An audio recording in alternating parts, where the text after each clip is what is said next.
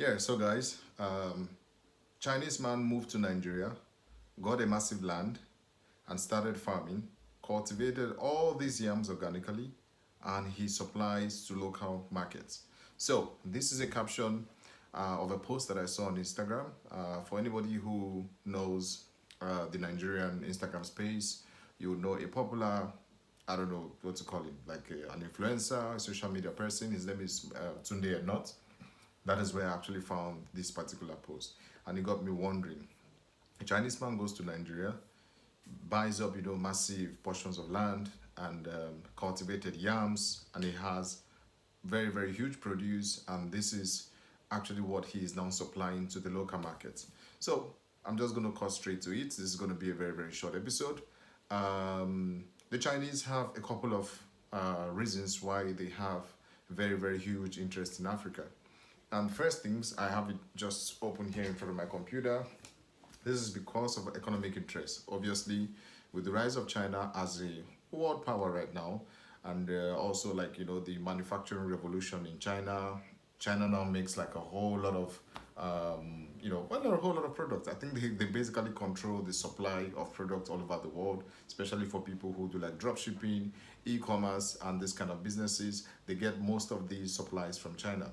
And of course, with this comes a very huge demand for raw materials and, of course, resources. So, where is the market to actually turn to get the raw materials? Obviously, it's Africa.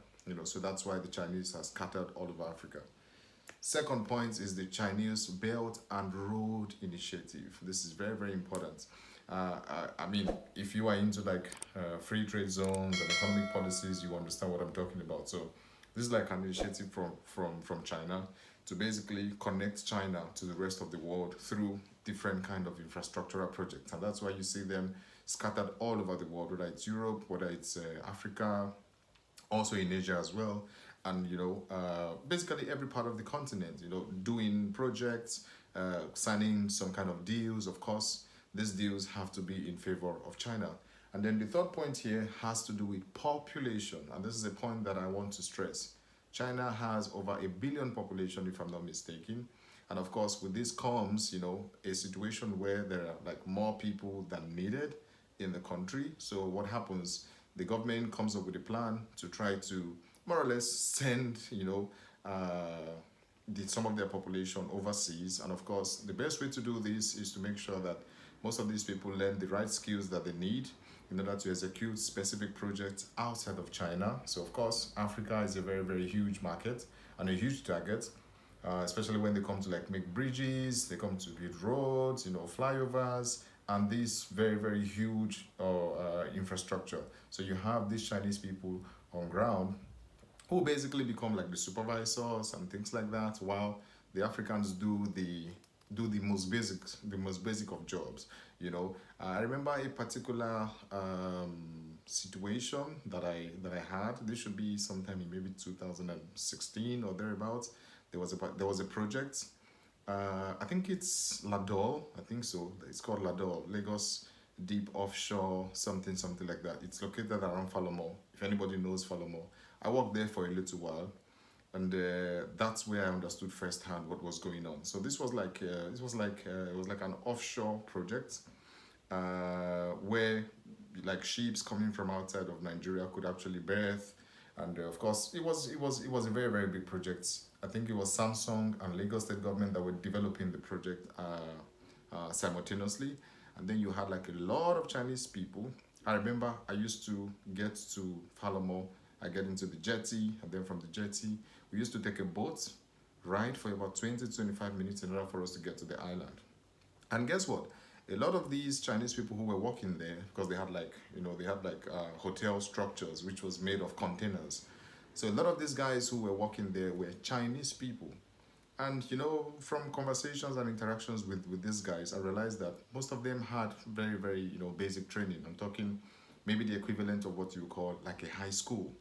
But the difference is that these people focus a lot on the practical skills that are needed to actually, get things done, as opposed to we, for example, in Nigeria, we focus on, English studies and maybe mathematics and social studies civic studies, Christian religious knowledge, Islamic religious knowledge, and the child goes through primary and secondary school and they are not necessarily equipped with any practical skills. You know, they cannot even fix like bulbs or, you know, like change the bulbs, do some basic repairs and things like that.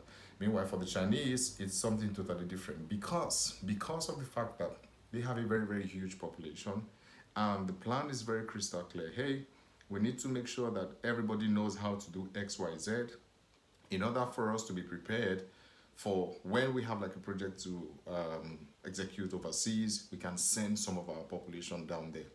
Now, from my Pan-Africanist view, this is something that, you know, somehow gives a very, very unsettling feeling for me, because here is this Chinese guy who left the shores of China, went to Nigeria particularly.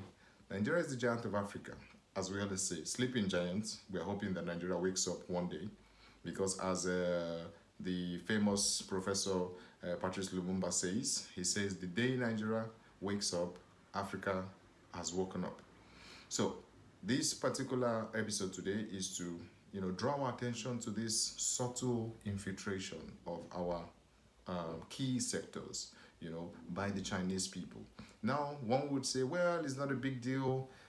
These lands were not grabbed, you know, they were not taken forcefully, these lands were bought. You are absolutely correct. And this is why I am talking to all of us as Africans in diaspora, particularly because we have the funds, we have the exposure, we have been abroad, we have seen how, for example, agriculture is done on a mechanized scale, and we can take this skill set and also take our money to go back to the motherland and then see how we can also begin to make such kind of investments. Because it's not enough for you to preach. It's not enough for you to say, oh, I'm Pan-Africanist, I like Africa and stuff like that. We need to start putting our money where our mouth is. Because for me, this is really worrisome. Imagine if we have 50 or 100 of this guy in Nigeria taking over the yam supply market, or the yam supplies in like the let's say in like the major markets in Nigeria, then this already portends problem for our local farmers. So I'm basically saying, if this Chinese guy can leave the shores of his country, of course I don't know this person, but I want to believe that maybe he's not the most educated, because look, the most comfortable of the Chinese people, they actually stay back in China. This is the reality. So it's usually those guys who do not like have a lot of opportunities on ground in their home country. These are the people who eventually move out, and then of course you see them quite very aggressive. They open restaurants, they have stores. You know, these are the people who open these big malls in many African countries. You know, the Chinese occupy very, very key sectors, because I think they are very, very intentional with the way they move. And considering the fact that we have that population explosion in China, we see, you know, this kind of desperation. You know, when they get into a place, it's very, very aggressive. You know, in one of my episodes, if you remember, I had mentioned that the Chinese people were buying a lot of these bushes in Nigeria, and they were doing like a lot of illegal mining. You know, you see them, they get into those places with there's this machine, I think it's like a gold detector. So basically, they buy the lands and they say, oh, we want to do agriculture, but of course, they eventually go contrary to the main purpose for as to why they actually purchased the land in the first place. You know, if you've listened up unto this point, please, I would, you know, appreciate if you could subscribe, if you like, and comment, because this actually helps our channel, you know, to give it a little bit of traction. So back to the conversation. I have a lot of Africans in diaspora who, you know, we spend so much time outside of the continent, and I think we begin to suffer this some kind of disconnect. You know, we are with Africa when it comes to like talking, you know, lip service. We're in Africa when it comes to like, oh, there is a popular trend online, we're going to share it, we're going to like and subscribe and stuff like that. But when it comes to walking the talk, we do not show up for Africa. And for me, this is something that I think we need to change. Look, a lot of us are scattered all over Europe and America and Australia, doing our white collar jobs, our blue collar jobs. I do not kick anybody for doing these things, but we need to begin to understand that we are not going to eat Python codes.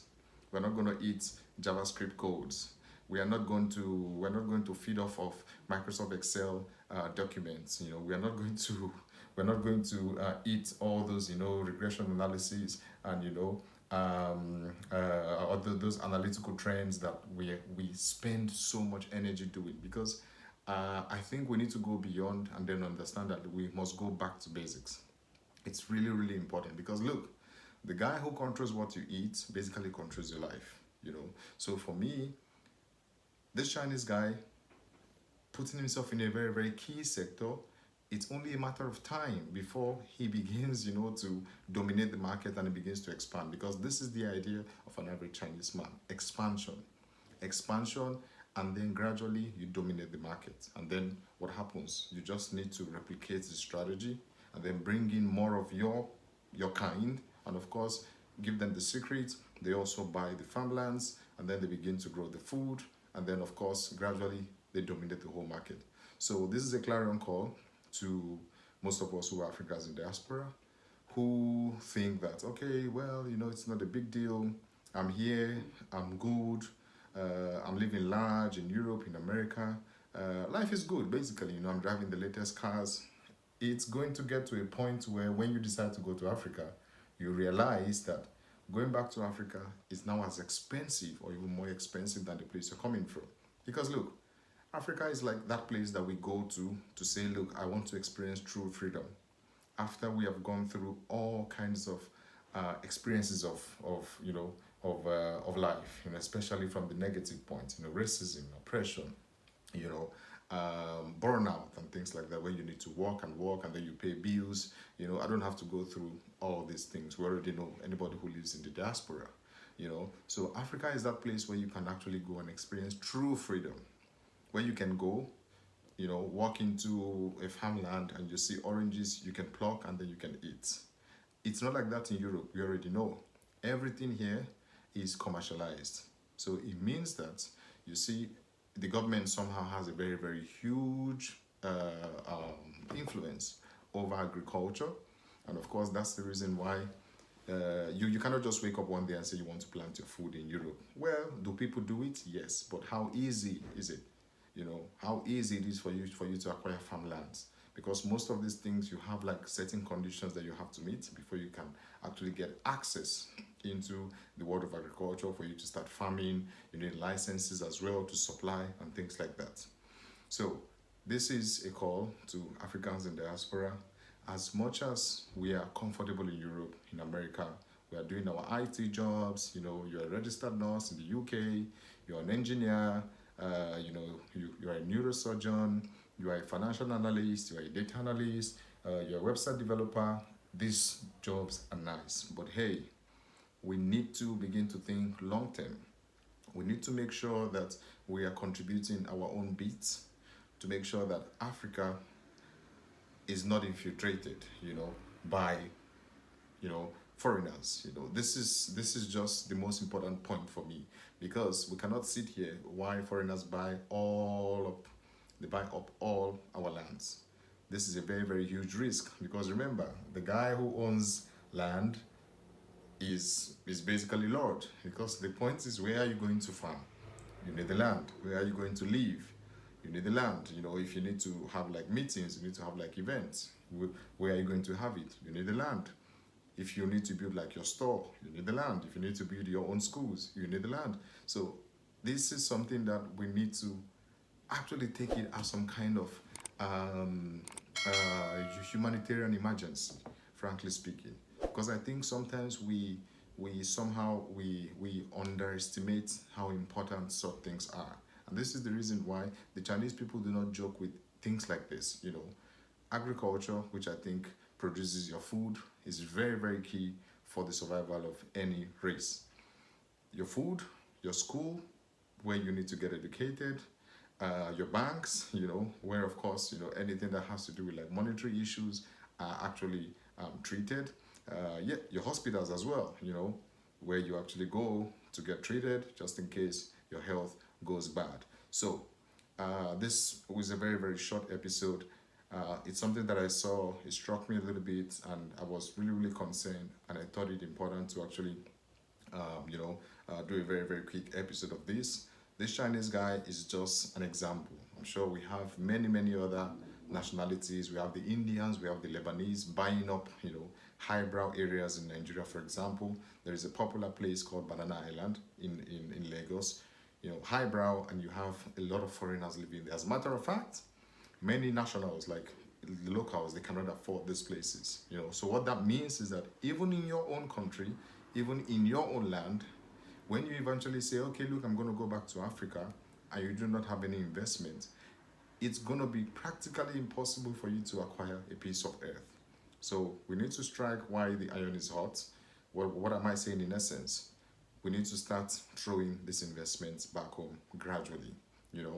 Buy up some land, no matter how little. This is something that you should do consistently. And of course, in 5 years, in 10 years, when you're ready to retire in Africa, of course, I'm talking to those who hope that one day they're going to go back to Africa and experience true freedom. And they want to make sure that at least they have a place where they can build their house, and of course, a place where they can grow their own food. So guys, this is me, Don. Thank you so much for stopping by to actually watch this episode. And of course, let me know your comments below if you have like a similar situation in your country, or have you been making any investments back home.